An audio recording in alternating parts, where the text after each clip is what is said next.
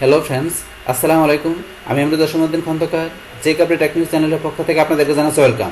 আজকের ভিডিওতে আপনাদের সাথে শেয়ার করব how to use sheets and type function or formula in MS Excel. অর্থাৎ এমএস এক্সেলের মধ্যে আমরা কীভাবে দুইটা ওয়েতে শিটস এবং টাইপ ফাংশন বা ফর্মুলা ইউজ করতে পারি, আজকে আমরা সেই বিষয়টা দেখব। এখন আমাদের এই কাজটা করার জন্য প্রথমে আমরা এক্সেলে চলে আসি।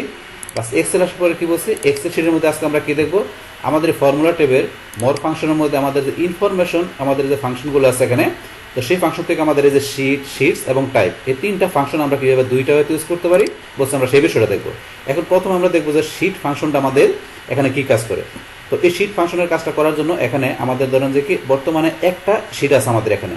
তাহলে এখন আমরা ধরেন এখানে শিট আর কয়েকটা বাড়া নেই, তাহলে আমাদের কাজটা করতে সুবিধা হবে। তাহলে এখানে ধরেন আমরা এই যে এখানে আমরা ক্লিক করে আমরা এখানে ধরেন যে আর কয়েকটা শিট আমরা বাড়া নিলাম। বাস বাড়ানোর পরে এখন আমরা আমাদের 1 নম্বর শিটে চলে আসি। আসার পরে এখানে আমাদের কয়টা শিট নেওয়া আছে, 6টা শিট নেওয়া আছে। এখন এই শিট ফাংশন এখানে কি কাজটা করে, তো এখন আপনার এখানে কয়টা শিট আছে, তো আপনি কোন শিটে অ্যাক্টিভ আছেন, তো এবং কোন শিটে আপনি কি কাজ করছেন, সেটা কত নম্বর শিটে করছেন, সেইটা ইচ্ছা করলে আমরা এই শিট ফাংশন দিয়ে বের করতে পারি। পাশাপাশি আমাদের এই শিটস ফাংশন দিয়ে আমরা মানে যেটা আমরা একটা শিটের বিষয় করতে পারি আমাদের শিট থেকে, আর একাধিক শিটের বিষয়গুলো আমরা এই শিটস ফাংশন থেকে করতে পারি। তাই প্রথমে আমরা দেখি শিট ফাংশনের বিষয়টা দেখার জন্য আমরা ম্যানুয়ালি কাজটা করবো প্রথমে। তাহলে আমরা যে কোনো ফাংশনের ফর্মুলা লাগে আমরা ইকুয়াল সাইন দিয়ে আমরা এখানে কি লিখবো, শিট, বা শিট লেখার সাথে সাথে এই ফাংশনের যে শিট আর শিট চলে আসছে। তাহলে এই যে শিট ফাংশনটা প্রথমে দেওয়া আছে, কি কাজ করে, return the sheet number of the reference sheet. তাহলে কি করবে, আমাদের শিট নাম্বারটা এখানে চলে আসবে, আমাদের যেই রেফারেন্স দিব, আমাদের যেই শিটের রেফারেন্স দিব সেই শিটের নাম্বারটা এখানে চলে আসবে। তো এই বিষয়টা বলছে এখানে। তাহলে এখন ধরুন আমরা এখান থেকে এই রেফারেন্সের বিষয়টা পরে দিব, তো রেফারেন্সটা দেওয়ার আগে আমরা প্রথমে এখন রেফারেন্স ছাড়া দিয়ে দেখবো যে কী কাজটা করে। তাহলে এখন এই শিট ফাংশন আমরা ডাবল ক্লিক বা টেপ প্রেস করে আমরা এখানে এইভাবে চলে আসলাম। আসার পরে এই ধরুন আমাদের কিন্তু এখানে এই ফার্স্ট ব্র্যাকেটের পরে একটা থার্ড ব্র্যাকেট দেওয়া আছে আর মধ্যে বেরো লেখা আছে। তাহলে এখন আমাদের থার্ড ব্র্যাকেটে আমাদের এখানে যেটা দেওয়া থাকে সেটা আমাদের অপশনাল, তো সেটা আমাদের না দিলেও আমাদের কিন্তু চলে যদি থার্ড ব্র্যাকেটে যেটা থাকে। বাস এখন ধরুন আমরা থার্ড ব্র্যাকেটে যেটা আছে ভ্যালু, আমরা ভ্যালু না দিয়ে সরাসরি আমরা শিট ফাংশনটা এখানে ব্যবহার করব। তো সেই ক্ষেত্রে এখানে এই ফার্স্ট ব্র্যাকেটের পরে এই ফার্স্ট ব্র্যাকেটটা তাহলে আমরা ক্লোজ করতে পারি, তো ক্লোজ না করলে এক্সেল ফার্স্ট ব্র্যাকেটটা ক্লোজ করে নেয়।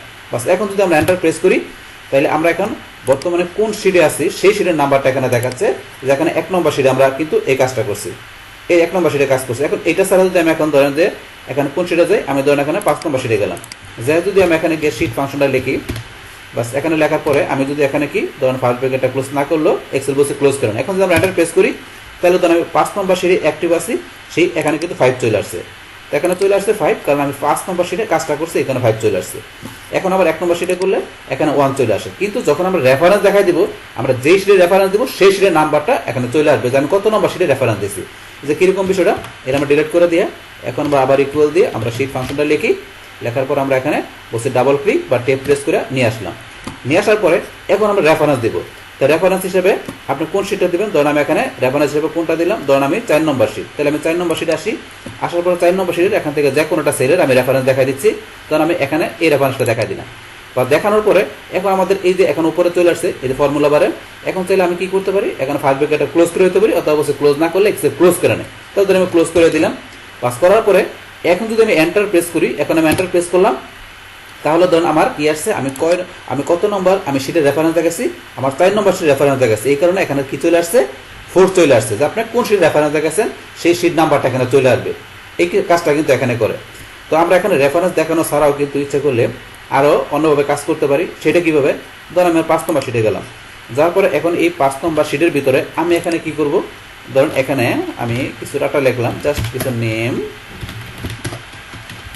জাস্ট আমি 3টা নেম দিয়ে ধরুন এখানে আমি 3টা ভ্যালু দিলাম।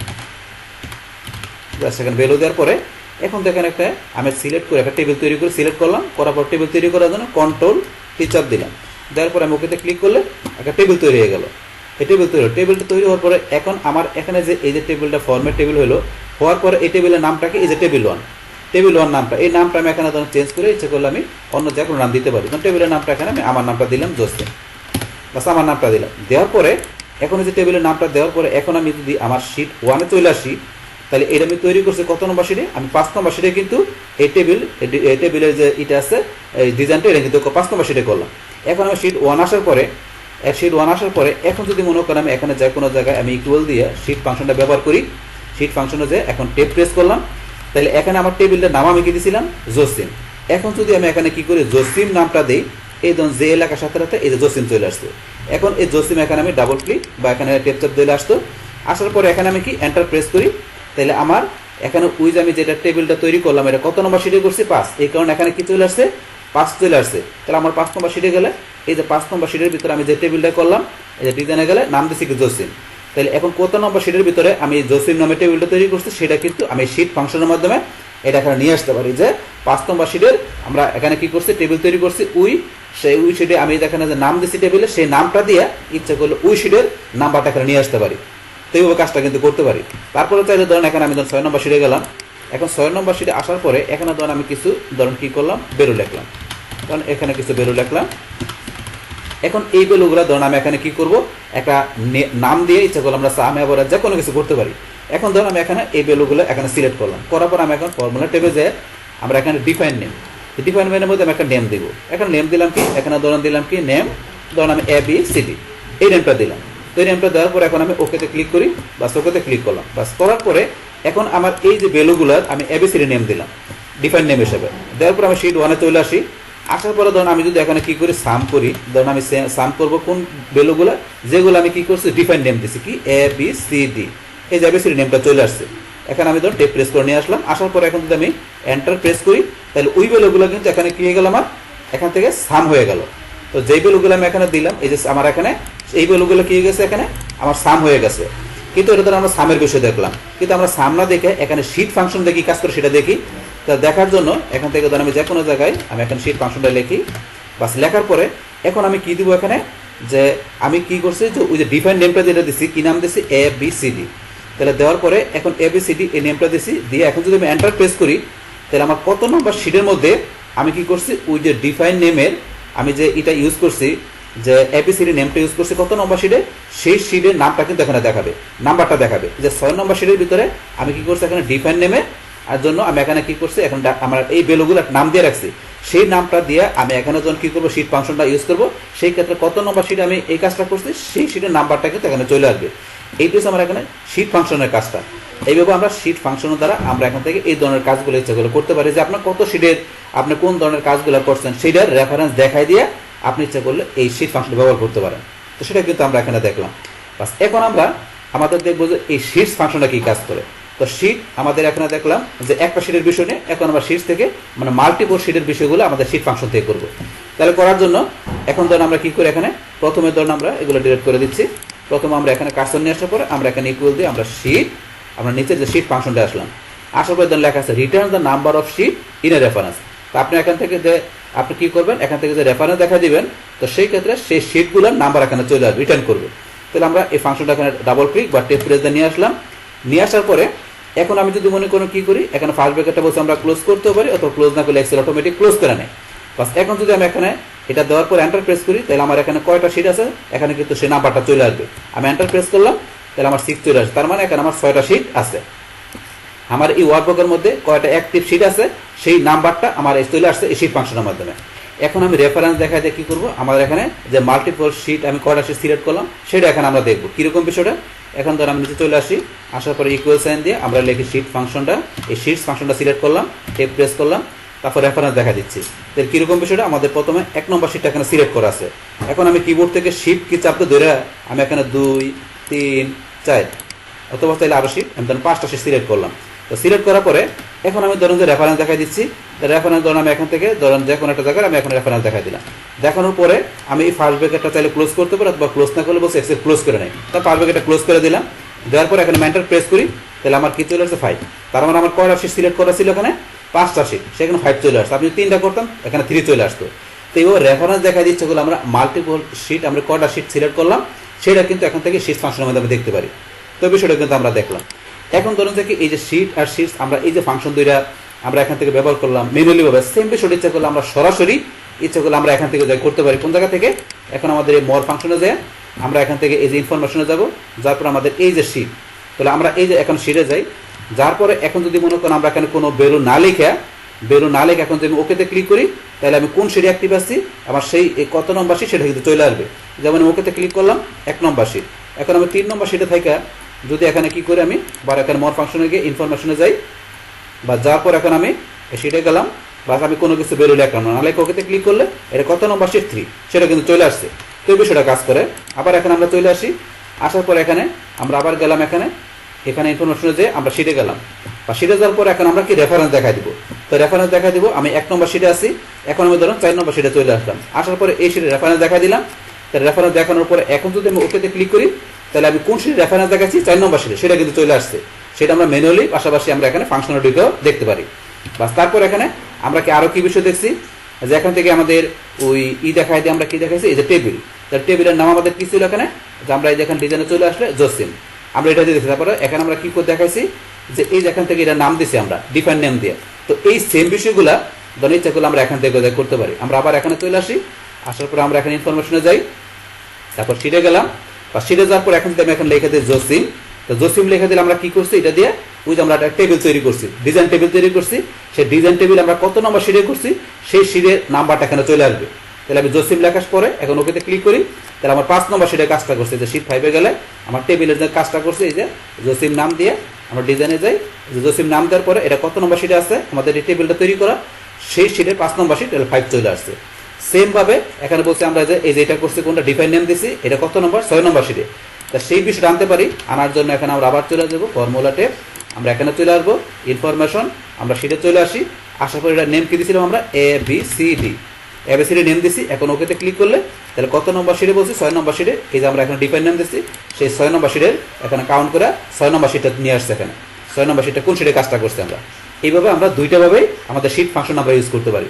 সেম ভাবে আমরা এখন শিট ফাংশনটা দেখি, তাহলে আমরা তো ম্যানুয়ালি শিট ফাংশনের কাজটা দেখলাম। এবার আমরা এখান থেকে দেখি, দেখার জন্য এখানে আমরা মোর ফাংশনে চলে আসবো, ইনফরমেশন, তারপরে আমরা শিটস বা শিটসে ক্লিক করার পরে এখন যদি আমরা রেফারেন্স না দিই, তাহলে আমার এখানে কয়টা অ্যাক্টিভ শিট আছে আমার ওয়ার্কবুকে সেটা চলে আসবে।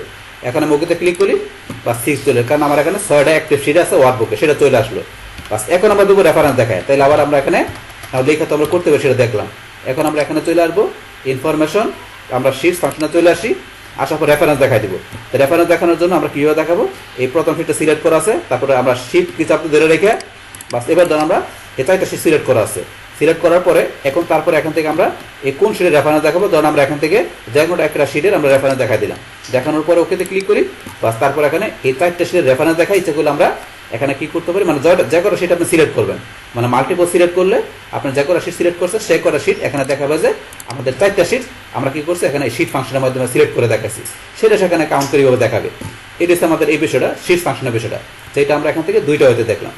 বাস এখন শিট আর শিট ফাংশন দেখার পরে এখন আমাদের পরবর্তী ফাংশনটা কি, আমাদের টাইপ ফাংশনটা। তাহলে আমাদের ইনফরমেশন ফাংশনের মধ্যে এই টাইপ ফাংশনটা এখানে কি কাজ করে সেটা আমরা দেখি। তার টাইপ ফাংশনের কাজটা দেখার জন্য এখানে নাম্বার টাইপের, টেক্সট টাইপের, তারপরে এখানে লজিক্যাল, তারপরে এরো টাইপের এখানে বিভিন্ন ভ্যালু দেওয়া আছে।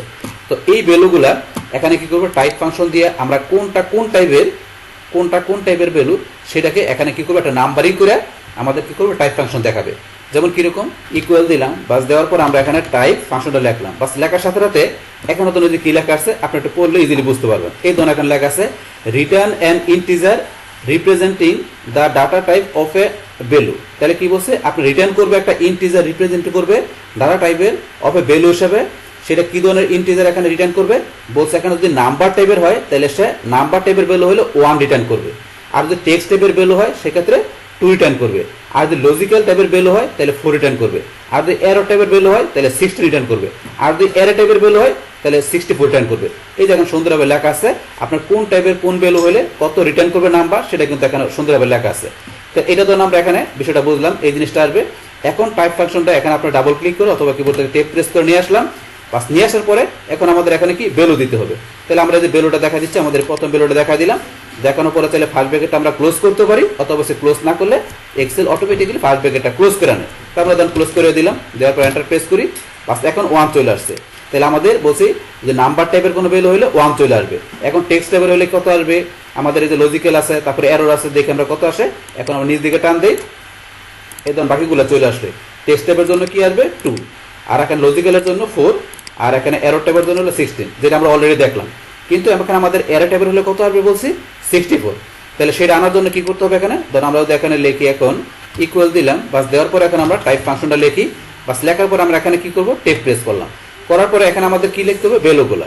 তাহলে এখন ভ্যালুটা লেখার জন্য আমি প্রথমে এখানে সেকেন্ড ব্র্যাকেট দিলাম, বাস দেওয়ার পর এখন আমি 1 লিখি, দেন কমা দিয়ে তারপর আমি 2 লিখলাম, তারপরে কমা দিয়ে 3 লিখলাম, আবার কমা দিয়ে 4, দেন আমি 4টা ভ্যালু লিখলাম। 4টা না লিখে আমি 2টা বা 1টা লিখলেও পারতাম, দেন আমি 4টা লিখলাম। লেখার পরে আমার এই যে সেকেন্ড ব্র্যাকেটটা আমি এখানে ক্লোজ করব, তারপরে যে ফার্স্ট ব্র্যাকেট যেটা আছে এটা আমি ধরে এখানে ক্লোজ করে দিলাম।